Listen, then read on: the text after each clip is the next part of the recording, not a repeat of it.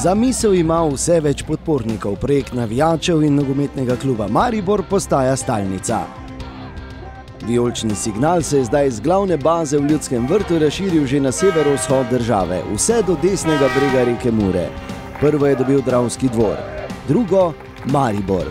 Kot tretja bazna postaja v hitro rastočem projektu pa je svoj prostor pod soncem dobila še Gornja Radgona.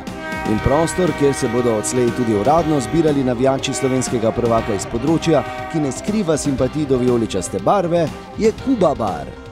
Kot se vidi, ljudje navijajo tudi iz tega dela države za NK Maribor, kar pomeni, da je veliki klub, ne? In z veseljem še enkrat pravimo tudi hvala NK Mariboru, da lahko mi sodelujemo tudi z Gornje Radgone, z našim gostilskim lokalom Kuba bar v tem projektu.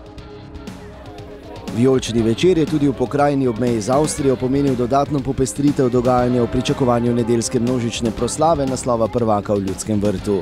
Prireditelji v Gornji Radgoni so poskrbeli za animacijo najmlajših, nagradne igre, kulinarične dobrote.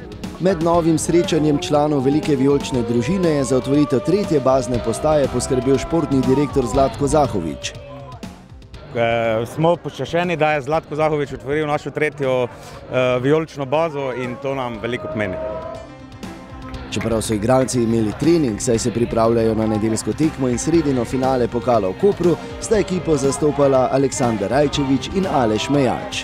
Ni manjkalo avtogramov, prijetnih trenutkov in sklenjenih dogovorov, da bodo tudi v prihodnje iz Gornje Radgone organizirani množični obiski Ljudskega vrta.